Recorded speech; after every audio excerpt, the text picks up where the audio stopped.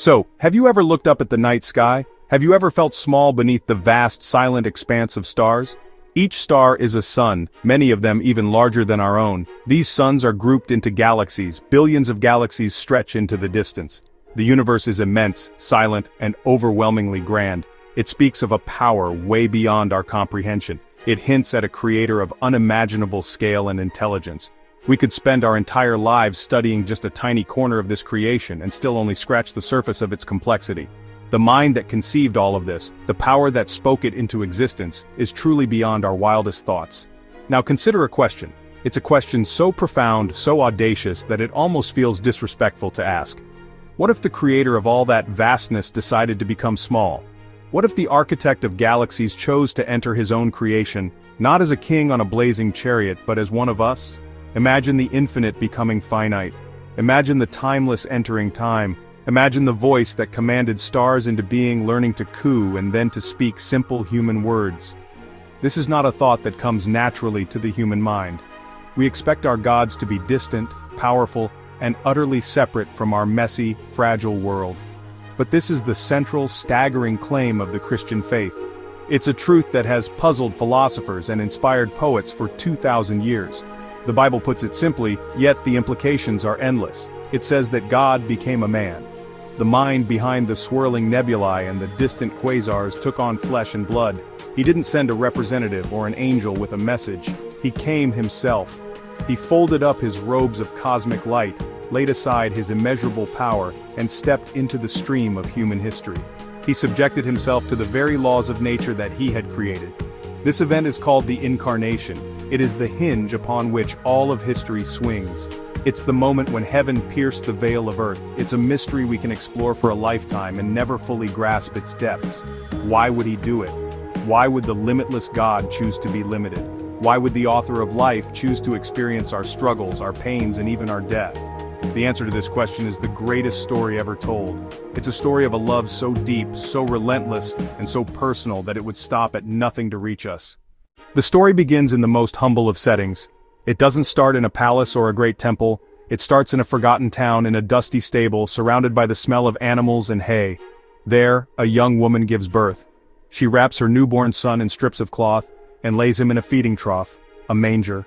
To any passing observer, it was just another poor child born into a world of hardship. There was no earthly fanfare, no trumpets sounded from the heavens for the world to hear. No army stood guard. It was a quiet, ordinary, and profoundly human moment. But this was no ordinary child. The hands that were now so tiny, unable to grasp anything more than his mother's finger, were the same hands that had sculpted mountains and hollowed out the seas. The eyes that were now clenched shut in newborn sleep were the same eyes that saw the beginning of time. The small heart that beat against his mother's chest was the very source of all life and love in the universe. In that manger lay the mystery of all mysteries. The God who sustains every atom of existence was now a helpless infant, completely dependent on the care of his human mother. Think about the sheer vulnerability of it all. The one who is all-powerful made himself powerless. The one who knows all things emptied himself, taking on the limitations of a human mind that would need to learn and grow. He who is present everywhere was confined to one small body in one specific place at one specific time. He traded the praises of angels for the cries of a baby. He left a throne of cosmic glory for a trough of splintered wood. This was not a disguise. He didn't just pretend to be human. He truly became one of us in every way. This is the picture of the Incarnation. It is God choosing to enter our world not with a show of force, but with a whisper of vulnerability. He came not to intimidate us, but to invite us. He came not to be served, but to serve.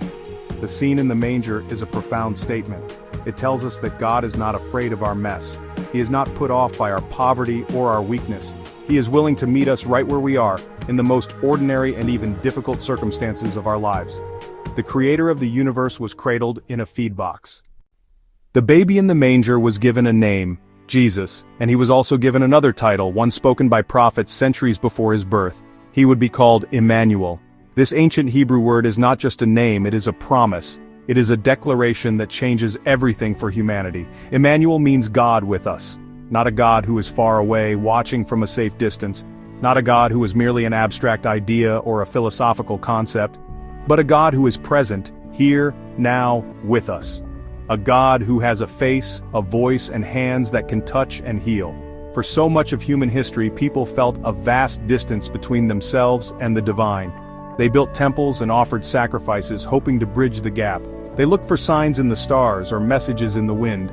God felt remote, unknowable, and perhaps even uninterested in the daily affairs of human beings.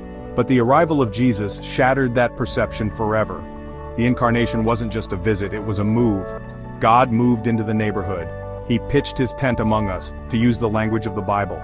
He came to live where we live. This means that God understands you.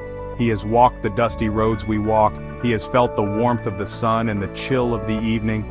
He has known hunger and thirst. He has experienced the joy of friendship and the pain of betrayal. He has felt tired after a long day's work. He has faced temptation. He laughed and he wept. Because Jesus was fully human, there is no part of our human experience that is foreign to God. He gets it. He has been there. He is not a distant deity who cannot sympathize with our weaknesses. And so the Incarnation is God's ultimate act of empathy. He didn't just want to tell us that he loved us. He wanted to show us.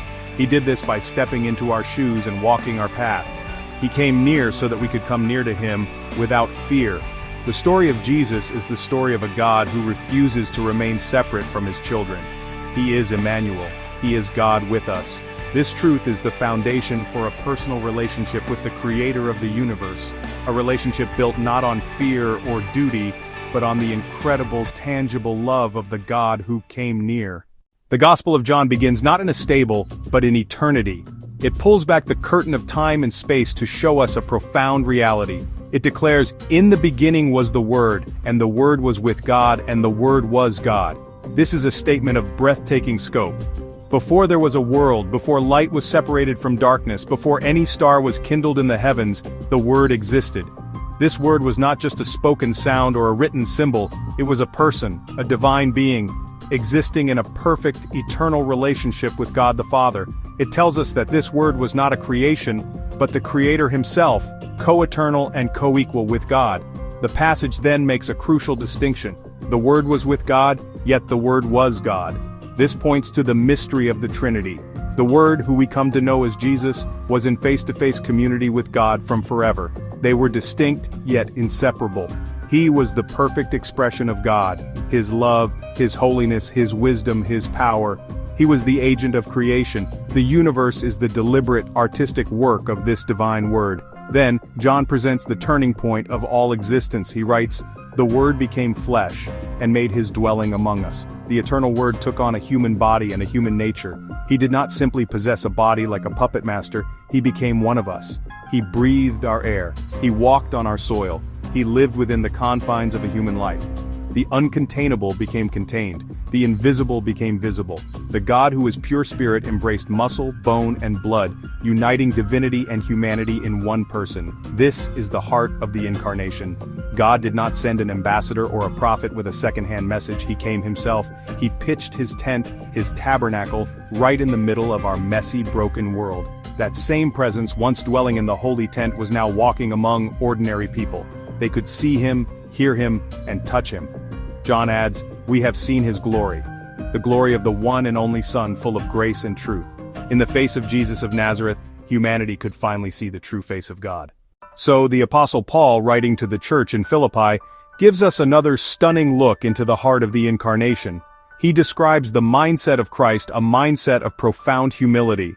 Paul writes that Jesus, being in very nature God, did not consider equality with God something to be used to his own advantage. This is a staggering thought.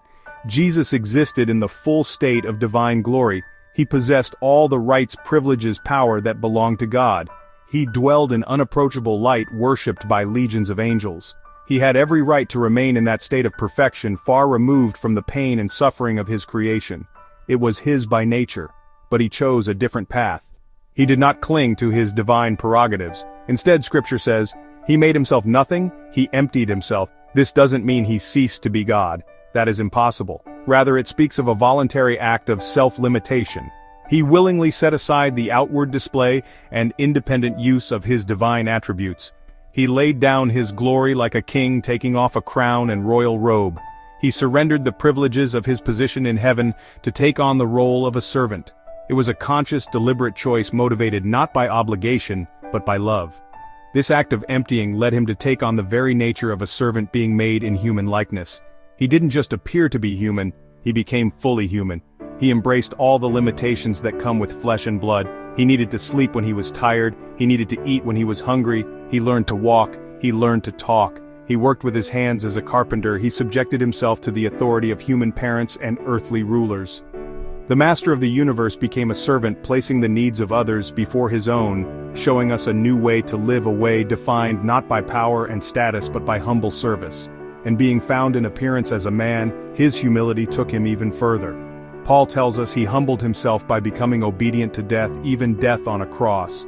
This was the ultimate step down. Not only did he become human, but he embraced the most feared and humiliating experience of humanity, death.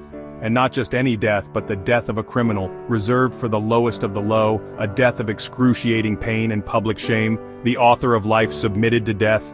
The Lord of glory was executed as a rebel. This is the depth of his emptying, the measure of his love for us. The story of Jesus' humility does not end in the darkness of the grave. His journey down into servitude and death was not the final chapter. The same passage in Philippians that describes his profound self-emptying also proclaims his ultimate exaltation. Because of his perfect obedience and sacrificial love, the story takes a dramatic turn. God the Father responds to the Son's humility with the highest possible honor. The scripture declares, "Therefore God exalted him to the highest place, and gave him the name that is above every name." The path of humility became the path to glory. The servant was crowned king. This name, which is above all other names, is the name Lord, revealing his true divine identity. While he walked the earth, many knew him as Jesus the carpenter, teacher from Nazareth. But after his resurrection and ascension, his true nature was revealed for all to see. He resumed the full glory he had with the Father before the world began. He is no longer just the humble servant, but the reigning king, seated at the right hand of God the Father. He holds all authority in heaven and on earth. All the powers of the universe, both seen and unseen, are now subject to him. Paul continues with a vision of the future, a day when this truth will be universally acknowledged. He writes that at the name of Jesus every knee should bow, in heaven, on earth, and under the earth. This is a picture of total, cosmic worship. It includes angels in heaven, people living on earth, spiritual forces in the realms unseen. Every being, whether in willing adoration or reluctant submission, will one day bend the knee and recognize the supreme authority of Jesus Christ. There will be no exceptions. The one who was humbled to the lowest place will be honored by all creation. Finally, this universal recognition will culminate in a universal confession, and every tongue acknowledge that Jesus Christ is Lord, to the glory of God the Father. Every voice will one day speak the truth that was veiled in the manger and revealed at the resurrection. They will declare that this man, Jesus of Nazareth, is indeed the divine Lord of all.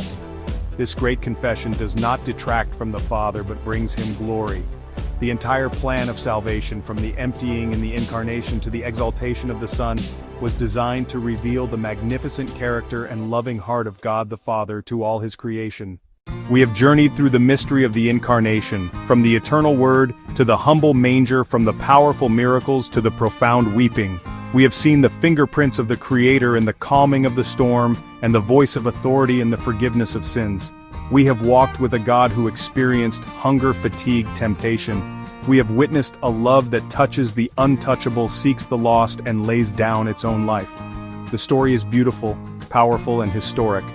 But it is not just a story to be admired from a distance. It is a reality meant to intersect with our own story and change us from the inside out. The truth of the Incarnation is not merely intellectual information to be stored away, it is transformational truth. To truly grasp that the God of the universe knows your name, understands your struggles, and loves you with a relentless sacrificial love, is to have the very foundation of your life shaken and rebuilt. It changes how you see yourself. You are not an accident or a random collection of atoms. You are a person created and deeply loved by God, so much so that He moved heaven and earth to come to you. This understanding replaces feelings of worthlessness with a profound sense of value, and it silences the inner critic that whispers, "You are not good enough." The story of the Incarnation from the manger to the cross is more than just a historical account. It is a divine invitation. It is God extending His hand to you, personally. Every part of this story, His humility, His power, His love, His sacrifice, is part of a great proposal. God is not demanding your allegiance or forcing your submission. He is wooing your heart. He has shown you the depths of His love and the extent He is willing to go to have a relationship with you. He has done everything necessary to bridge the gap that separated you from Him. Now, the invitation lies before you, waiting for a response. This response begins with a simple act of reflection. It involves taking the time to truly consider the claims we have explored. Who is this Jesus? Was He just a good man, or was He truly God in the flesh, as the Scriptures declare? Look at His life, listen to His words, and ponder His actions. Consider the cross, the ultimate demonstration of His love. Ask yourself if the love revealed there is a love you need. This is not a decision to be made lightly or rushed. It is the most important question you will ever answer, for your response will determine the entire trajectory of your life and your eternity.